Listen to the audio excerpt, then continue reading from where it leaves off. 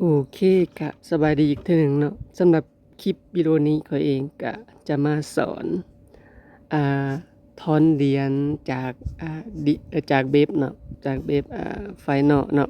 ถ้าว่าไผที่บ่ทันมีกระเป๋าเนาะก็สามารถกดใส่รูปภาพตัว Success เนาะหรือว่ากดใส่ลิงก์ตัวเป็นตัวอักษรเนาะคำว่า success.io ก็ได้เนาะ แล้วหลังจากนั้นให้ทุกคนเดินลงมาเนาะจะเห็นคำว่า Final Auto หรือว่าคลิกใส่รูปภาพก็ได้เนาะคลิกเข้าไปก็จะทำการกดสอบเนาะก็ถ้าว่าไผที่บ่ทันได้สมัครมันก็จะให้สมัครผ่าน Gmail หรือว่าล็อกอินผ่าน Google เนาะประมาณนี้ก็สมัครให้สำเร็จเนาะและหลังจากนั้นหน้าตา Dashboard ทำอิฐมันก็จะประมาณนี้เนาะคือตัวนี้ก็หน้าตา Dashboard มันจะโชว์หน้าตาต่างๆเนาะเกี่ยวกับแบบนี้ก็คือมันจะมีพวกเลเวลหยังต่างๆเนาะเกี่ยวกับเหรียญที่เฮาเก็บปัจจุบันเนาะประมาณนี้แล้วก็ออโตเคลมที่เฮาจะได้เนาะโบนัสก็คือ 1% เนาะและหลังจากนั้นเนาะมันก็จะมีกิจกรรมมีหยังให้เล่นต่างๆเนาะประมาณนี้ตัวนี้เป็นหน้า Dashboard เนาะก็คือตัวนี้ก็คือถ้าไผที่มีเหรียญอ่าเหรียญตัวดัชชีเนาะคือข้อยก็จะมีอยู่313เนาะ313เหรียญเนาะประมาณนี้เหรียญตัวนี้สามารถหาหรือว่าคอนเวิร์ตเป็นเหรียญต่างๆเนาะเป็นเหรียญเอาคอยหยังต่างๆอยู่ในโปรแกรมนี้เนาะหรือว่าถ้าไผที่อยากสตาร์ทออโตเคลมก็สามารถคลิกใส่ตัวออโตเคลมเนาะแล้วมันจะให้เลือกคำว่าตัวนี้เนาะเป็นโหมดต่างๆคือให้เลือกตัวทำอิฐเนาะเป็นโหมดเบิ่นเหรียญราชีเป็นคอยเนาะหลังจากนั้นก็เลือกตัวที่ทำอิฐเนาะก็คือให้เปิดหน้านี้เนาะทุกๆ5นาทีเหรียญมันจะเข้าในกระเป๋าของเฮาประมาณนี้เนาะแต่ตัวนี้คูณหาหมายถึงแบบเฮาดินมาเรื่อยๆแล้วมันจะปลดล็อกให้เนาะถ้าว่าเฮาดินทำอิฐมันจะคูณ1คูณ2คูณ3ไปเรื่อยๆเนาะคือตอนนี้ข้อยฮอดคูณ5แล้วประมาณนี้เนาะและหลังจากนั้นก็ให้เฮาเลือกตัว Next เนาะหลังจากนั้นให้เฮาเลือกเหรียญเนาะเลือกเหรียญที่เฮามักหรือว่าเลือกเหรียญที่เฮาจะออโตเคลมประมาณนี้เนาะคือข้อยเลือกเหรียญบอทประมาณนี้เนาะถ้าว่าไผที่มีเหรียญหลายก็สามารถเลือกได้หลายเหรียญพร้อมๆกันเนาะแต่ว่ามันจะอ่าก็คือหาเหรียญต่อ5นาทีประมาณนี้เนาะถ้าว่าไผที่มีอยู่เป็นพันเป็นหมื่นเป็นแสนราชีเนาะก็สามารถ ใส่ได้หลายเหรียญเนาะคลิกเอาหลายเหรียญได้คือข้อยคลิกทีละเหรียญประมาณนี้เนาะแล้วก็กดคำว่า next ไปเนาะแต่หลังจากนั้นเนาะหลังจากนั้นมันจะขึ้นมาแบบนี้หน้าตาแต่ให้เฮาเนาะให้เฮากดคำว่า verify เนาะ your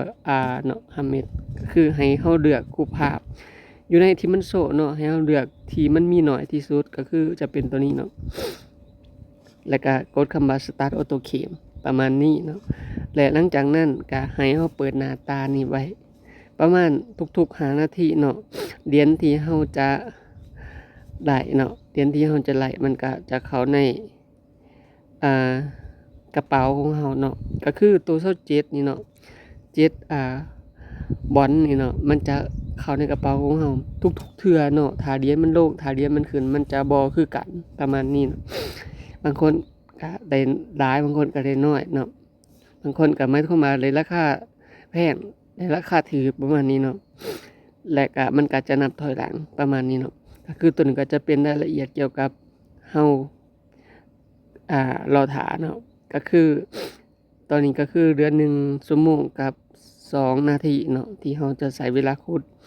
คือและต่อไปเนาะต่อไปก็คือให้เฮามากดเนาะตัว offer ball เนาะมันจะเป็นการได้หลายการหาเหรียญหรือว่าได้หลายต่างๆเนาะก็ให้ทุกคนมาศึกษาเนาะคือตอนนี้ข้อยก็ส่วนหลายข้อยจะเอา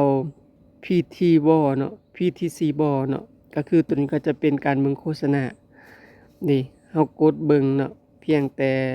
40วินาทีเราจะได้อยู่114เนาะประมาณนี้เราก็เบิ่งจนเบิดเราก็ได้เป็นทะเลพันธุ์เนาะพันธุ์เดียนรัดฟรีเราสามารถคอนเวิร์ตเนาะถ้าว่าเราบ่อยากเป็นเราบ่อยากออโตเคมประมาณนี้เนาะก็ตัวซับเฟอร์เนาะซับเอ็ดประมาณคือกันเนาะตัวนี้ก็จะเป็นการเบิ่งโฆษณากันเนาะแต่ส่วนหลายเขาจะเข้ามาตัวรัดฟรีรอเนาะกับคอยรอก็คือตัวนี้ก็หมายความว่าเฮากดเอาเหรียญเนาะเฉพาะทุกๆทุกๆชั่วโมงเนาะทุกชั่วโมงเฮาก็จะไล่อยู่ตามที่มันบอกเนาะถ้าว่าเฮากดได้หลายเฮาก็จะได้หลายเนาะก็คือเป็นเลเวลของแต่ละอันเนาะคือให้กด Verify คือเก่าเนาะแล้วก็กดตัวรูปภาพที่มีน้อยที่สุดแล้วก็กดคำว่า Boost เนาะถ้าว่า Boost นี่เฮาจะไล่คูณเนาะถ้าว่าเฮาบ่กด Boost กดคำว่า raw เฮาจะไล่ตามที่จำนวนมันบอกเนาะถ้าว่าเฮากด Boost เฮาก็จะไล่เพิ่มขึ้นประมาณนี้เนาะก็กด raw ลงไปเนาะเดี๋ยวเฮาจะได้เหรียญตามที่มันบอกเนาะประมาณนี้ได้คะแนน UC เก่าๆเนาะเฮาจะได้อยู่ดอยเหรียญรัดฟรีเนาะแล้วก็ได้อยู่20% XP เนาะ XP แม่นเอาไป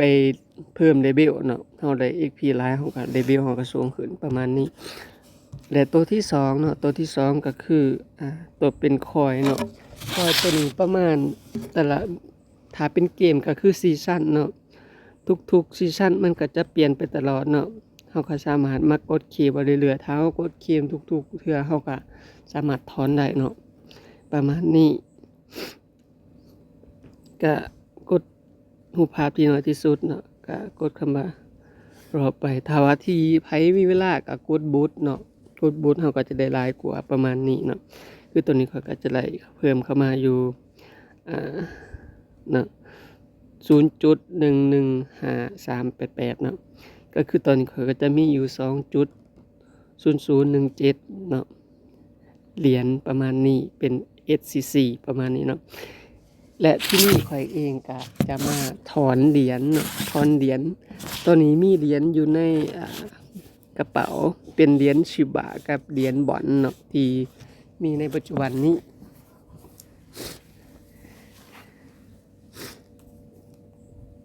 เลื่อนลงมาเนาะเขาก็จะเห็นเหรียญที่เฮามีเนาะตัวนี้ข่อยจะมีอยู่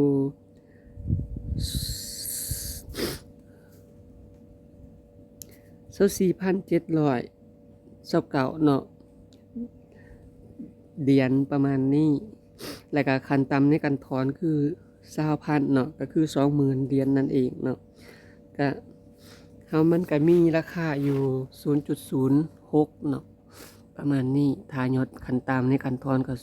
0.05 เนาะตัวนี้ก็สามารถถอนได้เนาะก็เขาเครือข่ายของสุรนาเนาะแล้วก็อีกอันนึงข่อยก็มีเป็นเหรียญ10 บาทเนาะเหรียญ10 บาทเหรียญ10 บาท10 บาทอยู่ไหนเอ่ยมันมีหลายเหรียญเนาะที่เฮาสามารถขุดไล่เบบตัวนี้ตัวนี้เนาะเหรียญ10 บาทตอนนี้ข่อยก็มีอยู่20,000เนาะ28,800เนาะ28,822 10 บาทเนาะขั้นต่ำในการถอนก็ 12,000 เนาะก็คือ12นั่นเองก็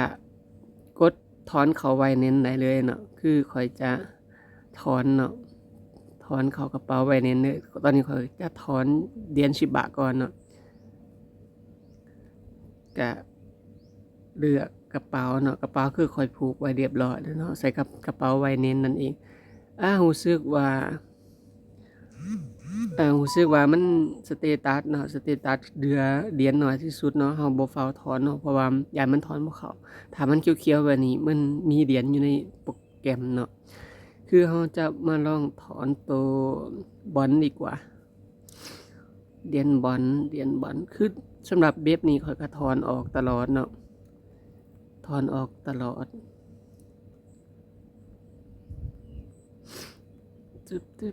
ตึบรอตาแป๊บนึงเนาะ โอเคเนาะก็เหลือนิดนึงก็กดคำว่า withdraw ไปเนาะแล้วหลังจากนั้นมันก็ย่อว่าล้านคือ24เนาะคือมินิมัมก็คือ20ประมาณนี้เฮากด make ไปเลยเนาะแล้วเฮาจะได้ก็คือ24เนาะแต่ว่าฟรีเน็ตเบิร์กเนาะเน็ตเบิร์กฟรีก็คือ150เท่านั้นเนาะบ่หลายแต่ก็กระเป๋าก็คือเป็นสุรนาเนาะอยู่ใน Binance ที่เขาจะถอนเขาแล้วก็กดคำว่า Verify เนาะแล้วหลังจากนั้นก็เลือกรูปภาพที่มันน้อยที่สุดกดไปปึ๊บแล้วหลังจากนั้นก็กด Decrease ไปปึ๊บก็ถือว่าเรียบร้อยเนาะก็รอท่าประมาณ5นาทีเนาะ2นาทีเนาะเงินก็จะเข้าในกระเป๋า Binance ของเฮาปึ๊บปึ้งตอนนี้เฮามาเบิ่งอยู่ในกระเป๋า Binance ของเฮาเนาะแต่ว่าก็รอท่า2นาทีพุ่นแหละแต่ว่าเขาไปกดสอบอยู่ในกระเป๋า Binance ของเฮาท่าเนาะกระเป๋า Binance ของเฮาปัจจุบันนี้ก็มีเหรียญอยู่ 6.53 เนาะก็คือข้อยก็เก็บสะสมมาเรื่อยๆเนาะเก็บสะสมมาเรื่อยๆก็ประมาณนี้เนาะก็คือตัวนี้เป็นหน้าตาธรรมดาเนาะถ้าว่าไผที่อยากเขาเป็นโหมดมืออาชีพเนาะก็สามารถกดใส่คำว่าโปรเนาะกดใส่คำว่าโปรปึ๊บมันก็จะเป็นหน้านี้ขึ้นมาก็คือถ้าว่าไผที่มักเทรดมักหยังก็สามารถมาดินได้เนาะประมาณนี้คือข่อยบ่มักการเทรดบ่มักการหยังเนาะมักการสะสมเหรียญหยังต่างๆเนาะก็เข้าโหมดธรรมดาเนาะมันจะเบิ่งง่ายกว่าประมาณนี้